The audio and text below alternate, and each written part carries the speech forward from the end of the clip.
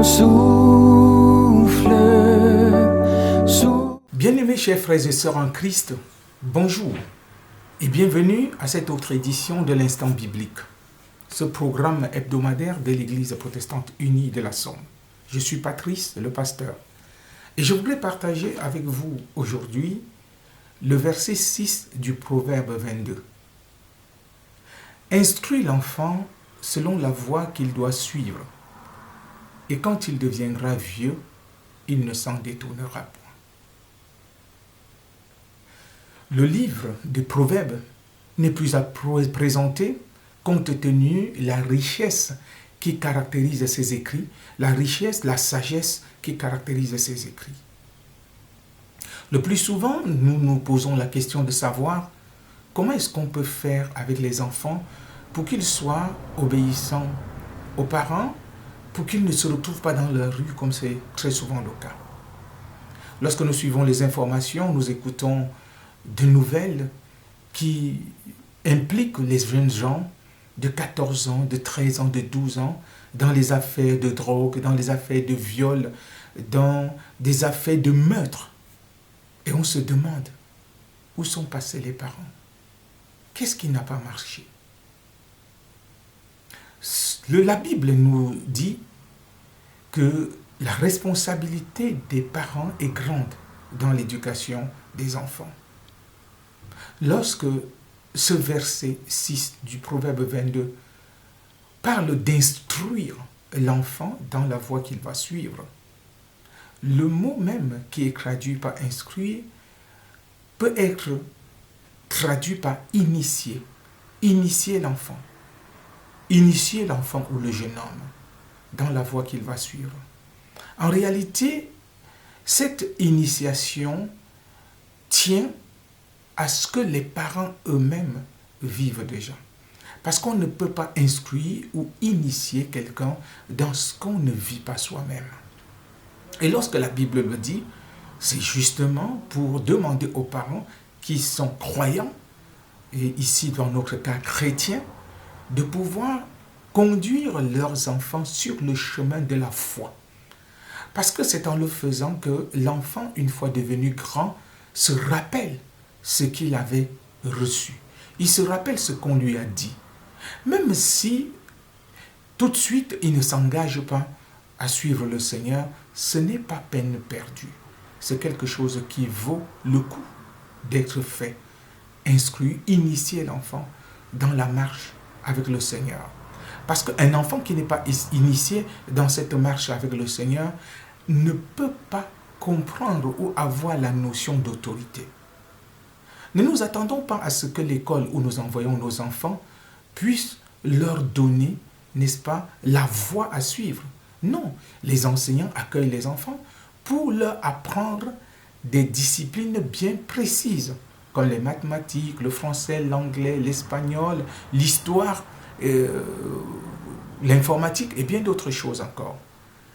Pour ce qui est de la manière de se conduire dans la vie, c'est notre responsabilité en tant que parents de le faire. Si nous avons le sentiment d'avoir raté cela, il n'est pas tard. Nous pouvons prier pour que l'Esprit Saint travaille dans le cœur des enfants. Mais aussi en tant que grands-parents, nous pouvons nous engager dans les vies de nos petits-enfants. Alors, chères sœurs, chers frères, n'oublions pas cette parole de la Bible. Nous sommes à quelques jours des rentrées scolaires, sachant que notre responsabilité est grande.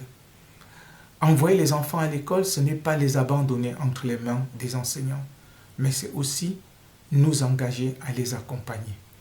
Qu'ils soient tout petits ou grands, sachez que nos enfants, même étudiants, ont encore besoin de nous. Mais la meilleure leçon, c'est notre propre vie qui parle mieux que ce que nous pouvons dire. Que le Seigneur nous donne de nous engager dans ce défi. Je nous invite à la prière. Dieu notre Père, en Jésus-Christ, nous te rendons grâce pour les enfants que tu nous donnes, pour la responsabilité de parents à laquelle tu nous appelles. Et nous prions afin que tu nous aides à instruire, initier les enfants dans la voie qu'ils doivent suivre pour que devenus grands, ils ne s'en détournent pas. Pour une société stable, nous avons besoin des enfants équilibrés et stables. Et aussi, sans parents stables, il n'y a pas d'enfants stables. Seigneur, vole à notre secours et aide-nous à trouver refuge en toi. Apprends-nous à te faire confiance et à suivre ton chemin. C'est dans le nom de Jésus que nous te prions. Amen. Sœurs et frères, merci pour votre fidélité à ce programme L'Instant Biblique. Nous donnons rendez-vous la semaine prochaine pour une autre édition. Que le Seigneur vous bénisse et vous garde, qu'il illumine votre chemin et vous donne de ne pas perdre d'espoir. Ne perdez pas espoir, gardez l'espoir et mieux encore, demeurez dans l'espérance. Avant de nous séparer, je propose qu'on chante ce cantique « Bénis Dieu, ô mon âme ». Au revoir et à très bientôt, au plaisir de vous retrouver.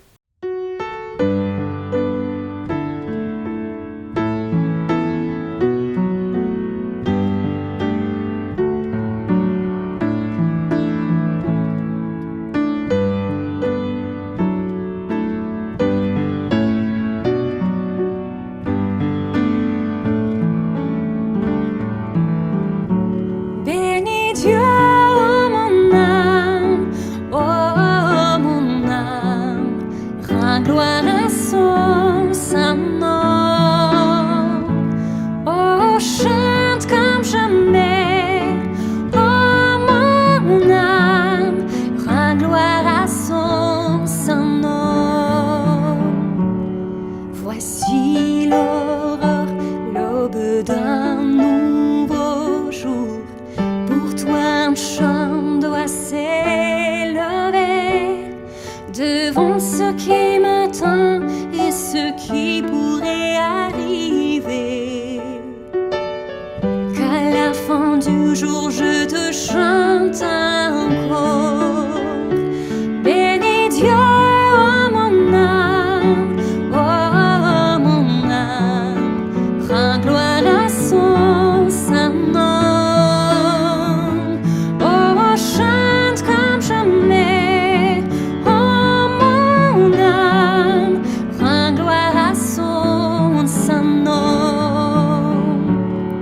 Riche en bonté et loin à la colère, ton nom est grand et ton cœur est bon. Je ne cesserai de chanter tes bontés. J'ai des milliers de raisons pour louer. Bénis Dieu.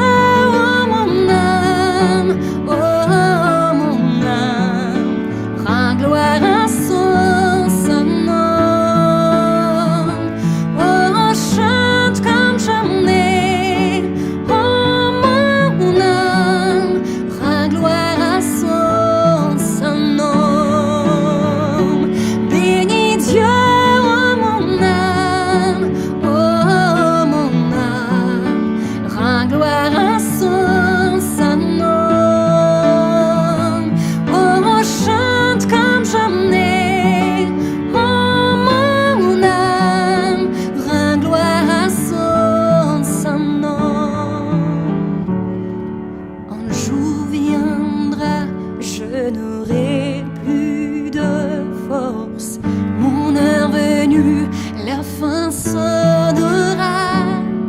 Pourtant